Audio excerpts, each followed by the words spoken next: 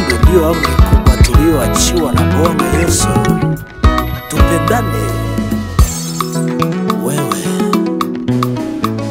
kwa nini unajidanganya kwamba wampenda Mungu, ijapokuwa huyu jirani yako wamchukia? Kwa nini unajidanganya kwamba wampenda Mungu, ijapokuwa huyu jirani yako wamchukia?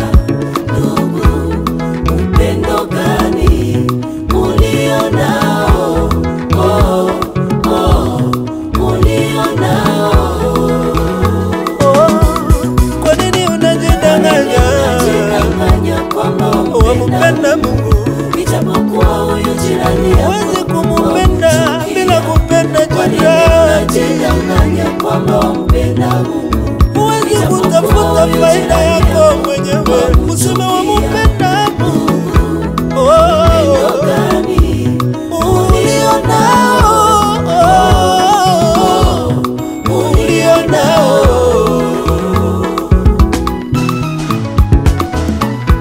Sikiliza nikwambie ndugu yangu, Biblia inasema tupendane kama vile mitume walivyopendana.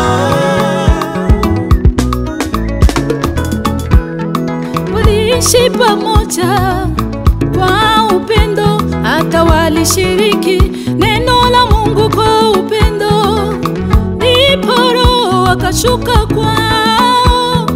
Ni kwetu wa Kristo kuishi kwa upendo. Sasa Upendo ndio wajenga kanisa, upendo ndio wajenga jamii, upendo ndio utajenga nchi yetu. Tukiwa na upendo Tutapendwa naye Mungu, tutapendwa naye Mungu Baba. ndipo Tukiwapenda wale wanaotuchukia, penda jirani yako. Tukiwa na upendo kati yetu, tukiwahurumia na wale waliotukosea jana. Tupasa kuwapenda maadui zetu kama Kristo alivyotupenda kwa wakati ule tulipokuwa dhambi. Tutapendwa naye Mungu Baba. Tukiwapa maji walio na kiu maadui zetu, tukiwapa chakula maadui zetu. Hata kama unafunga na kuomba mara 3 kwa siku, hata kama unanena kwa lugha za watu na za malaika, Bila upendo ni bure. ni bure. Ni bure. Matendo mema bila upendo Ni bure. ni bure. Ni bure.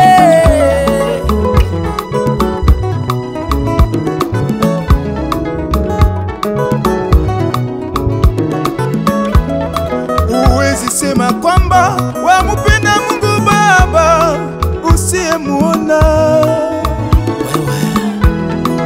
ijapo wachukia jirani yako unayemwona kila siku. Huwezi sema kwamba wamupenda Mungu Baba usiyemuona, C'est vrai ça. ijapo wachukia jirani yako unayemwona kila siku. Wewe ni muongo, Wewe ni muongo. unajidanganya. Unajidanganya. Wewe ni muuaji, Wewe ni muongo. unaua ndugu yako Unajidanganya. unakuchukia. Wewe unajidanganya. Kwa nini? Unajidanganya kwamba Penda jirani yako unavyojipenda, ndipo utakuwa ume